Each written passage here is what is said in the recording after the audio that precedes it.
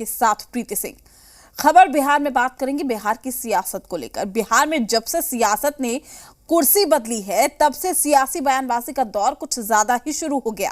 कभी बीजेपी महागठबंधन सरकार पर निशाना साधती है तो कभी सरकार की ओर से बीजेपी को जवाब सुनना पड़ता है। सीएम नीतीश कुमार ने बीजेपी सांसद सुशील मोदी को करारा जवाब दिया है। दरअसल सत्ता बदलने के बाद सुशील मोदी जेडीयू और आरजेडी के खिलाफ रोज बयान दे रहे हैं, अलग अलग आरोप लगा रहे हैं और इसी को लेकर अब सीएम नीतीश कुमार ने जवाब दिया है। गोपालगंज पहुंचने पर सीएम ने कहा कि सुशील मोदी रोज नहीं बोलेंगे तो केंद्र वाले कैसे खुश होंगे। सीएम ने तो यह भी कह दिया कि सुशील मोदी से कहिए कि वो महागठबंधन की सरकार को जल्द से जल्द गिरा दे। नीतीश ने सुशील मोदी पर तंज कसते हुए कहा कि सुशील मोदी को अब रोज बोलना चाहिए ताकि केंद्र वाले उनसे खुश हो जाएं, उन्हें बीजेपी में कोई जगह मिल जाएगी। कुल मिलाकर सीएम नीतीश ने सुशील मोदी पर यही आरोप लगाया कि वो केंद्र को खुश करने के चक्कर में हर रोज बयानबाजी करते हैं।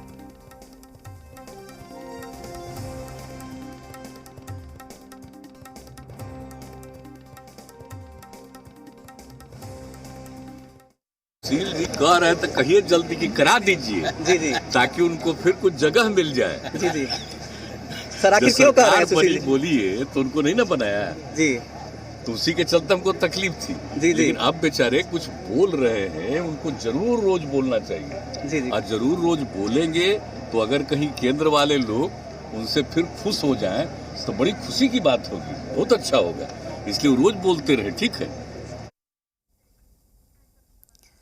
वहीं इस पूरे मामले में कई राजनीतिक प्रतिक्रिया भी सामने आई है, आपको सुनाते हैं।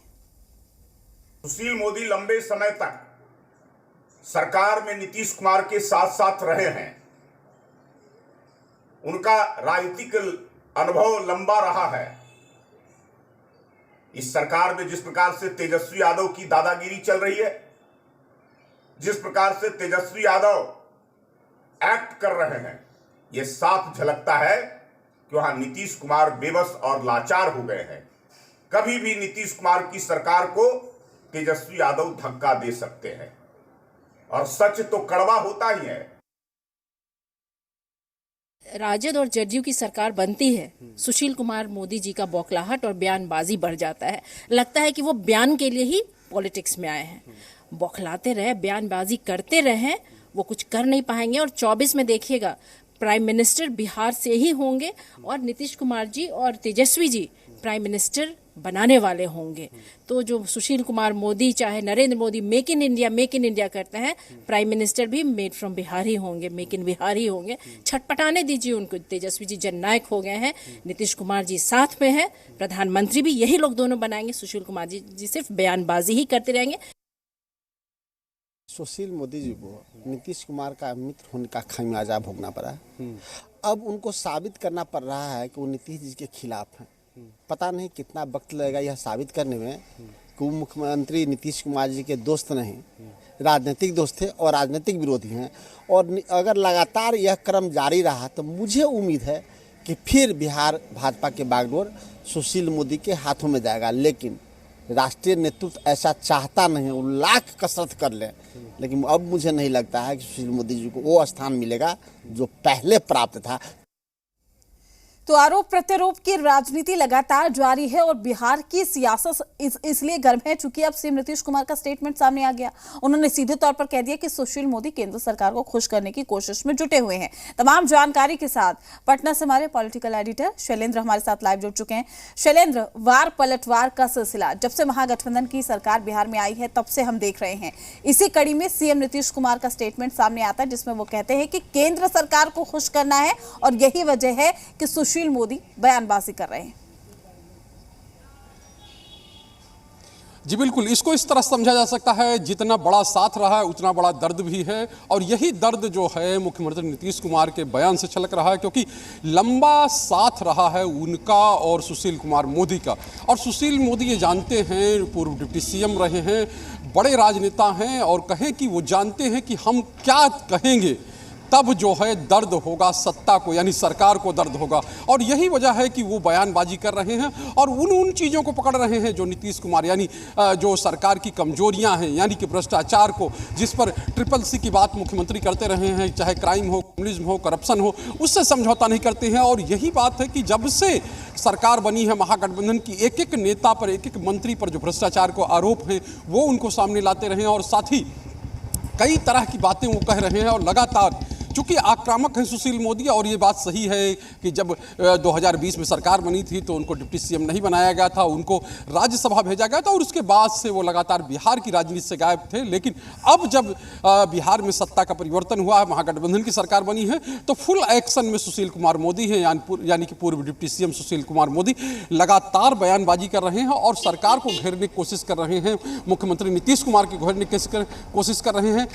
भाजपा भले ही तेजस्वी के खिलाफ निशाना साध रही हो, लेकिन सुशील मोदी का टारगेट सीधा तौर पर मुख्यमंत्री नीतीश कुमार है और उनकी वो नीतियां हैं जिनके लिए वो जाने जाते हैं। और साफ तौर पे है, जिन नीतियों को थाती माना जाता है बिहार सरकार की, यानी मुख्यमंत्री नीतीश कुमार की, अगर उन पर प्रहार होगा तो जाहिर सी बात है कि दर्द जो है वो जरूर होगा। और वही दर्द है जो हो रहा है सरकार को, यानी जदयू के नेताओं को और उस साथ में राजद के नेताओं को, चूंकि सरकार में शामिल है और वो बयानबाजी कर रहे हैं। लेकिन ये बयानबाजी यही थमेगी या ये चीज़ें यही रह जाएंगी, ऐसा नहीं है।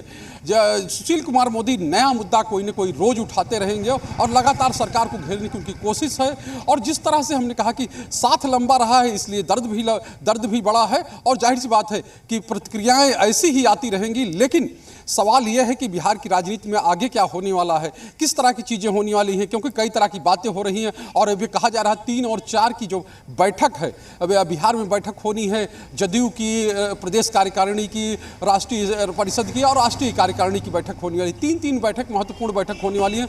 उसके बाद कहा जा रहा है मुख्यमंत्री नीतीश कुमार दिल्ली जाएंगे और दिल्ली का जो रास्ता है उसको आसान करने के लिए, कहें कि उसकी राह बनाने के लिए वो लगातार प्रयास में लगेंगे। और इसको लेकर कई तरह की बातें हो रही हैं। कहा जा रहा है सितंबर से ही दौरा शुरू होगा, सितंबर से ही देश के विभिन्न राज्यों में जाना शुरू करेंगे। अब ऐसे में बिहार में कमान किसके पास होती है, बिहार में किस तरह की सरकार चलती है, क्योंकि एक लाइन अब भाजपा के नेताओं ने ले ली है कि कमान भले ही कहें कि नेतृत्व नीतीश कुमार कर रहे हैं, लेकिन चलती जो है राजद की है, यानी तेजस्वी यादव की है, डिप्टी सीएम है। और ये चीज़ें दिख भी रही हैं धीरे धीरे, क्योंकि लगातार जिस तरह से चाहे शासन हो, प्रशासन हो, अधिकारी हो, जिस तरह से वो एक्ट कर रहे हैं, जिस तरह से वो बात कर रहे हैं, तो जाहिर सी बात है कि एक डोमिनेटिंग पोजीशन में राजद है। और डोमिनेटिंग पोजीशन में राजद के होने की वजह यही है कि सरकार में उसका संख्या बल ज़्यादा है, उसका विधानसभा अध्यक्ष है और विधान परिषद में उपसभापति उसके हैं। विधान परिषद के हालांकि सभापति का कुर्सी जो है जेडीयू को मिली हुई है और लगभग यही बंटवारा जब भाजपा साथ में थे तब भी थी, लेकिन अब भाजपा की ओर से वो सब चीज़ें उठाई जा रही हैं जो मुख्यमंत्री नीतीश कुमार सीधे तौर पर ये कहें कि बिहार में जब से महागठबंधन की सरकार आई है, दशा और दिशा दोनों बदल गई है। और यही वजह है कि एक बार फिर से सीएम नीतीश कुमार को लेकर पीएम पद की दावेदारी में, चाहे वो आरजेडी हो, चाहे वो जेडीयू हो या महागठबंधन की सरकार हो, दोनों आगे प्रेशर करने का काम कर रही है कि अब कहीं ना कहीं 2024 में सीएम नीतीश कुमार वो चेहरा बन सकते हैं। और यही वजह है कि अब बीजेपी इस पर करारा प्रहार करती हुई नजर आ रही है। सुशील मोदी ने कह दिया कि पहले आप संभालिए, जेडीयू कहीं खत्म ना हो जाए। जी बिल्कुल, ये बातें लगातार चल रही हैं और ये कहा जाए कि अंदर अंदर तैयारी भी चल रही है। अब जदयू के जो नेता हैं, पहले कहते थे कि पहले खुलकर नहीं बोलते थे, अब खुलकर बोलने लगे हैं, चाहे बिहार सरकार के मंत्री हों, चाहे जदयू के प्रवक्ता हों, चाहे जदयू के नेता हों, कि झंडा कोई बिहारी ही फहराएगा। यानी बिहारी वो कौन होगा, मुख्यमंत्री नीतीश कुमार होंगे। 2024 में लाल किले का झंडा, अब लाल किला आ गया है और लाल किले की जो तस्वीर एक तरह से कहा जाए जेडीयू नेताओं को दिख रही है और उनको ये दिख रहा है कि 2024 में जब चुनाव होगा तो उसके बाद जो झंडा फहराने का काम होगा वो कोई बिहारी करेंगे, यानी मुख्यमंत्री नीतीश कुमार करेंगे।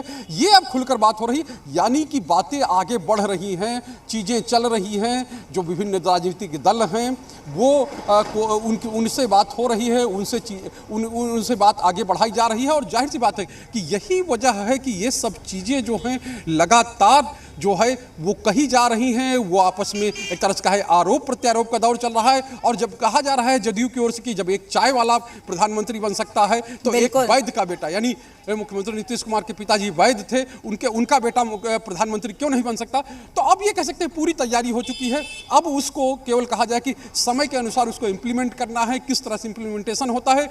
और एक बात और, क्योंकि ये पहली बार नहीं है कि जब समाजवादियों को जोड़ने की कोशिश हुई है और उसके लिए प्रयास चल रहे हैं। इससे पहले भी प्रयास चले थे, कोलिजन की सरकारें बनी थी, लेकिन कोई भी सरकार का फलाफल नहीं निकला था। और दूसरी और कई तरह की चीजें जो है वो शैलेंद्र, फिलहाल ये सियासत थमने का नाम नहीं ले रही है। देखना लाजमी है कि अब क्या कुछ स्टेटमेंट निकलकर सामने आता है जब सीएम नीतीश कुमार ने सीधे तौर पर सुशील मोदी को आड़े हाथ ले लिया। शुक्रिया आपका तमाम जानकारी देने के लिए। अपडेट हम आपसे लेते रहेंगे। इसी बीच बड़ी खबर, मोतिहारी के गाय घाट में पुलिस पर हमला हुआ है। हमले में चौकीदार घायल है। ऑर्केस्ट्रा में पिस्टल लहराने की सूचना पर पुलिस गई थी। बर्थडे पार्टी में ऑर्केस्ट्रा का आयोजन